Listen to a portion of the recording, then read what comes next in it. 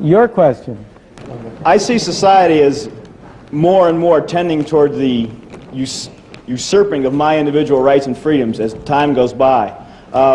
What do you see as the ultimate end of this, i.e. either in democracy or socialism, and why do you think the individuals within the society are letting this happen to them?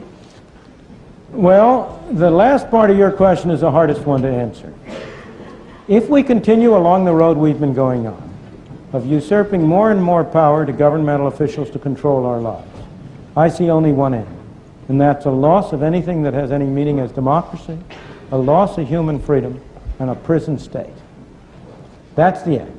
Now, why are people letting this happen to them?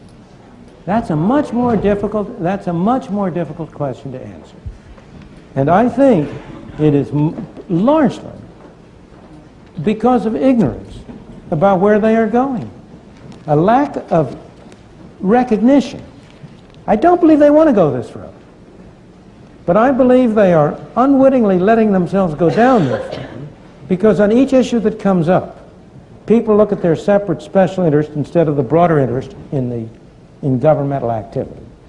Everybody wants to cut down government, provided that those things he has an interest in are maintained. I remember very well the summit conference in Washington on inflation that President Ford had about 2 or 3 years ago, in which one representative after another got up and said, in order to stop inflation, we have to cut the government budget. The way to cut the government budget is to spend more on my interests. That's how each separate group does it. So I think we are being driven down this road, fundamentally, by a defect in our political structure. A defect which allows each of these separate elements of government to be voted on separately, and never gets the citizen to look at the totality of it and see what the whole thing adds up.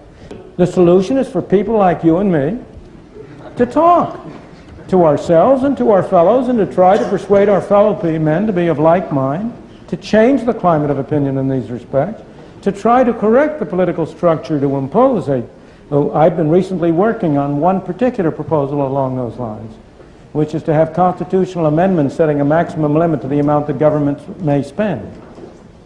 I won't go into the details of that, but I think fundamentally we are getting what the public at large is asking for. And the public is asking for it, I believe, because they do not understand where it's going to lead them, because they are misinformed. And they are being led that way.